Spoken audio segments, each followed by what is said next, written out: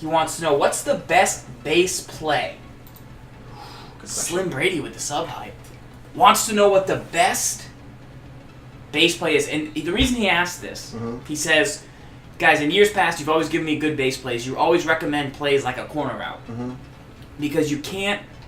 That's the logic. We would say, call this as your base play. Call level sail as your base play, saying it's not audible, right? Yeah. And why would that be? 2 reasons you would like this play level sail as your base play, right?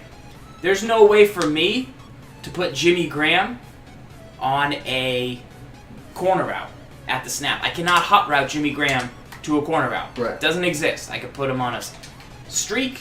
I could put him on a slant. There's no way to get him on a hot route. Thomas Rawls, I can't get him on that table route. All I can put him on is that, and it's not the same. Wheel. Or I could wheel him. In, out. Or I could put him on in or an out, and those are very good, but I can't get those routes on the right. Now, these routes on the left, I could make the 2 ins, although those are pretty good ins because they're a little deeper, but I could make that, and I can make Curse's route by smart routing him. So those are hot routes compared to the original play. I can make those 3 routes, but I can't make that route combo on the right side of the field. So normally we say follow. No, we say don't follow the channel. I'm freaking out about this thing. Follow the channel. Okay. So normally we say pick a play with a corner route, but to me, that was advice for 2 years ago, 1 year ago. Do you feel like this route is the best route that you could give people?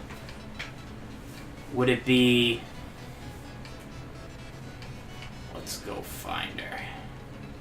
Where's Rachel? Bunch Trail. This deep post route. Do you consider this deep post route to Curse better than a tight end corner route for base plays? I think that the most important route in the game to have on your field for a base play is without a doubt the deep post, but I think it specifically has to be on the right side of the field, and I'm going to Kobe you real quick. It's so nice. But here's specifically why. You ready? You ready for this? All right, Frost, I need your attention here on this one, right? So take a look. I'm in man-to-man press, okay? Get ready for this. Man-to-man press. Now, snap the ball. Let's take a look at where the inside... Let's look at the release occurs. Snap the ball. Okay. Go ahead. All right. See how he gets the inside release? Yeah. All right. You chuck him the ball. Chuck him the ball. Just go down. Just go down. I don't know how. Just go down. I don't know how. You do know how to go down. I only know how to score touchdowns. That's it. You're the worst. Now flip the play. Okay. Okay. Now I'm going to call press again. Now let's just see what happens. Snap the ball, go. Okay, he got an inside release. He's still got good separation there. The point we're trying to show here is when you have a post on the right side of the field, what I have noticed over probably 100 hours plus playing this game so far is that you get the inside positioning on the receiver when you or on the defender when you're running it from the right side of the field. So that's why I like it on the right side, and I think it gets more separation. So that's my initial tip. Any type of post that you're going to find, you keep it on the right side. It gets a better inside release. It breaks right and left a little bit better. Yes. So that's what I like. But what I think is most important to know about these posts is that they give you the play that will burn man-to-man in a spot that's very, very difficult to user, and then be able to user the rest of the field. So what ends up happening is, if I'm in man and say like I'm playing, you're like in a dollar set, like it kind of looks like this, right? So if I know you're in this and I'm in man, like, okay, well, you beat me like 4 or 5 times on the deep post, right? Yeah. Snap the ball. If I go to the deep post again, like I'm like, I gotta cover it. I give you everything else. Right, especially that middle part where people like to target. So I have to give you everything underneath. Now, what ends up happening is if you start dinking and dunking underneath too much, well, okay, I'm going to stay underneath. I'm going to take your routes underneath here. Okay, I'm under here. I'm going to get here. I'm going to get here. Okay, take it away. I'm going to try and get back. Can't get there. Right. I can't get there. So for my money, for my scheme, for the way I want to play, I base everything off beating man-to-man with my initial play. I need to be able to beat man-to-man from just about every route that I have. That's my starting point of my scheme.